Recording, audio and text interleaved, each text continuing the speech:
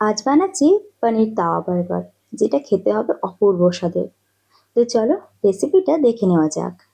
কড়াইতে কিছুটা রিফাইন্ড তেল দিয়ে দিচ্ছি আদা কুচি ও রসুন কুচি। এগুলোকে 30 সেকেন্ড ভেজে নিয়ে দিয়ে দিচ্ছি মিহি করে কুচানো পেঁয়াজ আর কাঁচা লঙ্কা কুচি। পেঁয়াজটাকে একদম হালকা করে ভেজে নিয়ে তারপর দিয়ে দিচ্ছি লাল, হলুদ, সবুজ ক্যাপসিকাম আর ডুমো করে কাটা গাজর। এগুলোকে 3 মিনিট কড়াইতে নাড়াচাড়া করে নিয়ে দিয়ে দিচ্ছি টমেটো, স্বাদ মতো নুন, হলুদ গুঁড়ো আর জিরে গুঁড়ো। এই সব কিছুকে হালকা করে মিশিয়ে নিয়ে দিয়ে দিচ্ছি টমেটো সস, শেজওয়ান সস আর পাওভাজি মশলা। ভালোভাবে মিশিয়ে নিয়ে দিয়ে দেব টমেটো সস, শেজওয়ান সস আর পাওভাজি মশলা। ভালোভাবে এগুলোকে মিশিয়ে নিয়ে অ্যাড করে দেবো পনির। সবশেষে দিয়ে দেবো ধনেপাতা কুচি আর গ্রেট করা চিজ। এই সব কিছু একসাথে মিশিয়ে নেব।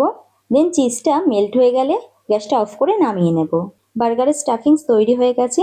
এবার একটা বার্গার বান নিয়ে মাঝ বরাবর কেটে পনিরের স্টাফিংস ভরে দেবো।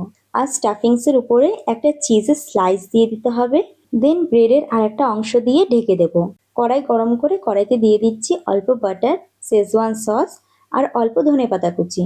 এগুলোকে মিশিয়ে নিয়ে বার্গারটা সেঁকে নেব, গ্যাসের ফ্লেমটাকে লোতে রেখে যাতে চিজটা মেল্ট হয়ে যায়। ব্যাস তৈরি হয়ে গেল দারুণ স্বাদে টেস্টি তাওয়া বার্গার। অনেক তো খেয়েছো বাইরে থেকে, আজ একবার এইভাবে বাড়িতে বানিয়ে দেখো, খেতে কিন্তু দারুণ লাগে। আজকের জন্য এটুকুই, আবার আসবো নতুন এক ভিডিওর সাথে। ততক্ষণের জন্য টাটা।